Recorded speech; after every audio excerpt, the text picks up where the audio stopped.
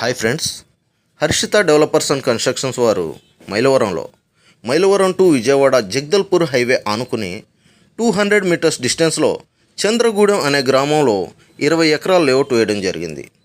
ఈ వెంచర్ యొక్క ప్రాముఖ్యత జగదల్పూర్ హైవే నేషనల్ హైవేకి 200 మీటర్స్ డిస్టెన్స్లో ఉందండి. ఇళ్ల మధ్యలో మంచి పొటెన్షియాలిటీ ఉన్న ఏరియాలో ఉందండి. ఔటర్ రింగ్ రోడ్డుకి కేవలం 2.5 కిలోమీటర్ల డిస్టెన్స్లో ఈ లేఅవుట్ ఉందండి. అలాగే గ్రీన్ఫీల్డ్ హైవేకి లేఅవుట్ 4 కిలోమీటర్ డిస్టెన్స్లో ఉందండి.